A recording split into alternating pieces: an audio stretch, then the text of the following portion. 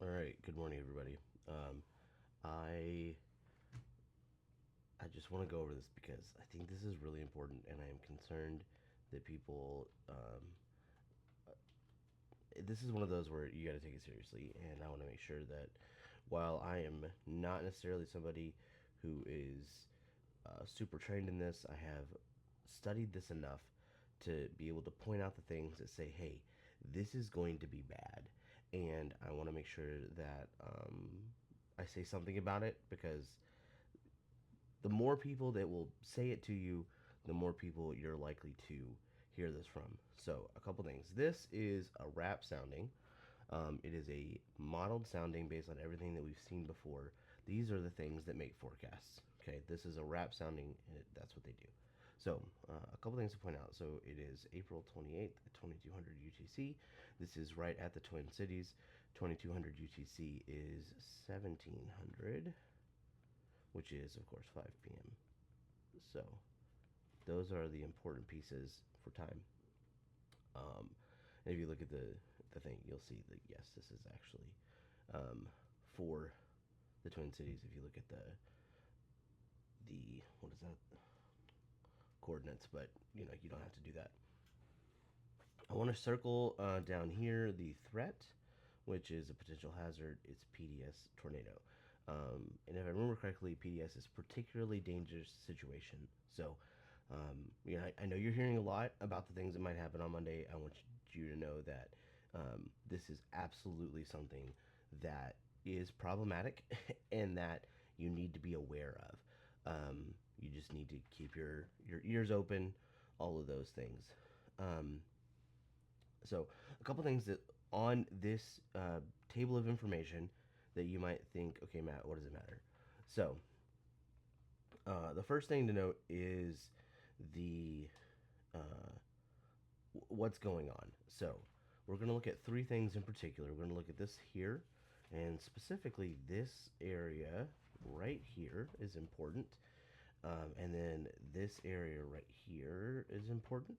Those two will give us a lot of information. So, what are we looking at? Well, first off, this red line here, right here, if I can get my thing to work, is temperature. And this y-axis here is altitude. Okay, so this is temperature with altitude. And then this green area here is the dew point. And of course, that also works with the altitude. So this is dew point with altitude. Okay. You'll notice down here at the bottom that they're very close together. This means it's not going to take a lot for storms to initiate. If you see a dew point and temperature that are way far apart, you're like, okay, nothing's going to happen. Like, there's not enough moisture in the air for a storm to happen. In this case, there is enough moisture in the air for storms to happen, and therefore, we know that it's a possibility. So that's point one. Second, and I circled it up here, but I want to make note of it. This area right here, between that blue line and you know what? You're gonna catch my ignorance here. I don't know what that blue line is. I believe it's expected temperature based on what we think the atmosphere should have. But that yellow area there, that little gap, I'm gonna unfill it so you guys can see it a little better. But that yellow area there, that gap between those two lines, the red line and the blue line, that is our instability. Okay.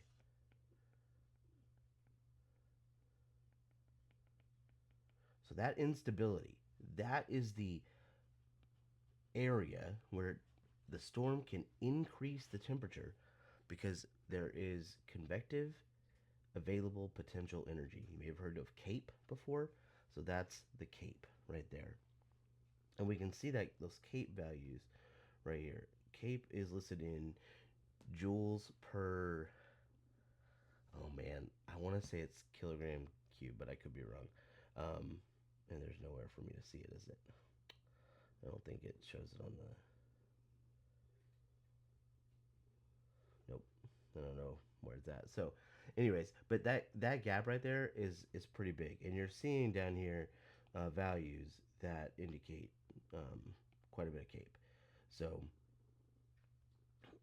these values here, I don't remember what each one of them is. Frankly, it doesn't matter because each one of those is over 1500, which is what you need usually to have significant um, what's the word I'm looking for? Supercells. There we go. And anything over that 20 or 2000 is like, okay, maybe there's a problem here. So that's definitely something we're looking at. And then there's also the nope, that's not there. I'm trying to figure out where some of these. I don't look at these often. Okay, I know what they look like and I know what to do with them, but that's that's what we're looking at there. So a lot of instability, right, in that gap. We can see that down here at the bottom, the dew point and the temperature are close together, which means that storms can initiate. If there were a huge gap between those two, then we would say probably not, but it does look like that's the thing. And maybe you've heard about the cap, and I think this little bitty part right here, that looks like it is a cap that might be breaking. Um, and so this is a loaded gun scenario with a lot of instability. The environment is ripe for storms to form, um, and so that's what we're looking at. So that's all in that area, right? If we move over, though, this is where the concern is a little greater, if we're being honest. So this is a hodograph, and a hodograph gives us wind direction with height. So the axis, um, I don't even know how to describe it, like, because my brain hurts every time. But I think a way to look at it is these here are the wind directions with height as well. You can see that, right?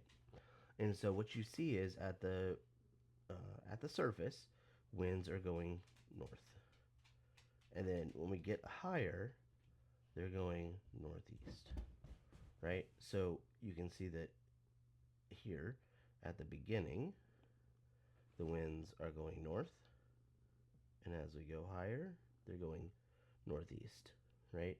So you can see that as the winds, and that gives some of that good old twist. And that twist is what tornadoes need to form. Um, Now, we're not like 100% sure how all this works, okay? Just be honest. But that leads us down here to these storm relative helicity values, SRH, and it's in meters squared per second squared. And that SRH, those are really high SRH values, like terrifyingly high. Tornadoes can form consistently from what I've seen. Now, granted, I'm, again, not a trained meteorologist, but somebody who has loved this stuff for a couple years and watches a lot of informative videos on this. And SRH of 150 can form tornadoes. It's not like a particularly good environment for it, but they can. Um, so what you're seeing here specifically is a very high storm relative helicity with pretty high CAPE values in a very soft cap environment, which is kind of that loaded gun scenario. So when we talk about this particularly dangerous tornado situation, we're not kidding. This is an this is an environment where tornadoes can absolutely happen. They can be big, they can be long track. They're going to be it's entirely possible and probable that we see something like this happen, okay? You just need to be aware. I'm not saying that one is going to hit your house, okay? That's not what we're saying. But given the information we see, this is definitely something that you want to be aware of and something you want to um, just know is going to happen. So keep that in mind as you go forward. And this is again for Monday. This sounding specifically was for 5 o'clock. I don't know what time. Talk to like listen to real meteorologists for timing. But what I am telling you is as someone who has seen a lot of these soundings and watched a ton of content and really devoured how to do this, this is a scenario which can lead to bad things. So just be aware. Don't be afraid, but be aware.